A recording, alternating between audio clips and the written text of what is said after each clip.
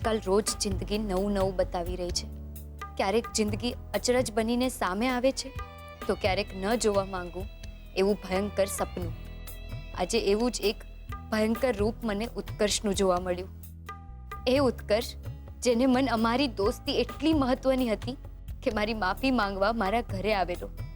પપ્પાએ એને જ્યાં સુધી માફ નહોતો કર્યો, એણે ઘરનો કે દુકાનનો ઉંબરો નહોતો ઓળંગ્યો.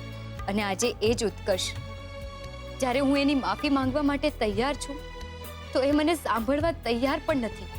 ને બીજી તરફ સુશાંત, જેને મેં આખી જિંદગી માફ ન કરવાનો નિર્ણય લીધો હતો, આજે એની મદદને કારણે હું મારો નિર્ણય બદલવા માટે મજબૂર થઈ ગઈ.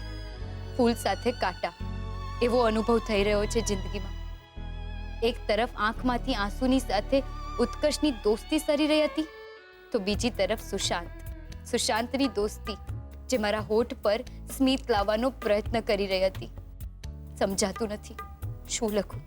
ઉત્કર્ષ માટે સોરી કે પછી સુશાંત માટે થેન્ક યુ.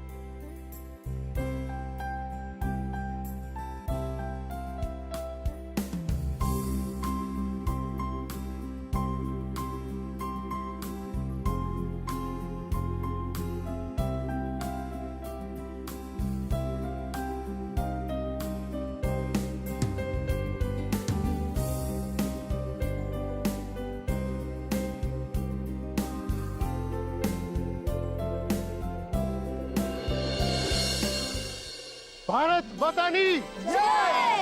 વંદે માતરમ! હવે હું વિનંતી કરીશ મોહન ભટ્ટ એટલે કે મારા પપ્પાને કે આજના સ્વાતંત્ર્ય દિવસ નિમિત્તે તે આવીને બે શબ્દો કહે.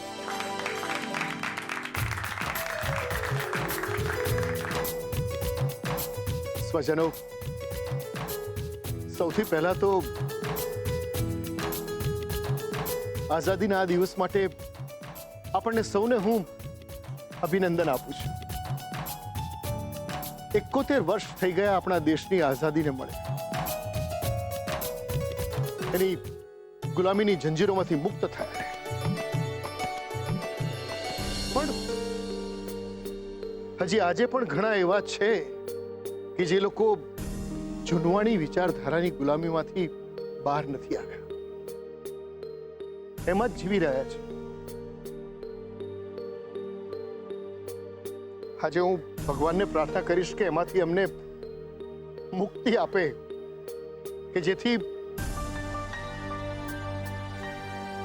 દીકરીઓને સુરક્ષા મળે, શિક્ષણ મળે અને દીકરા સરીખું સ્થાન મળે.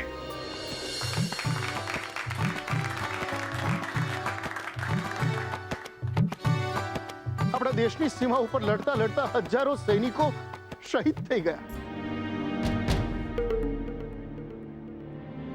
આજે સૌને યાદ કરીને હું નતમસ્તક વંદન કરું છું.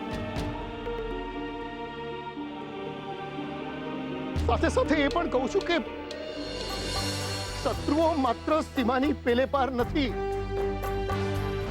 આ બાજુ પણ છે. આપણી અંદર તારું મારું, ઈર્ષા, જલન, નાત જાત, આ બધા દૂષણો આપણી અંદર છે. અને આ બધાની સામે લડવા માટે સૈનિકની જરૂર નથી. આપણે જાતે જ સૈનિક બનીને લડવાનું છે એમની સામે. આ નબળાઈઓને પરાસ્ત કરવાની છે. જાત પર જીત, મારું ભારત अपराजित। રાખે.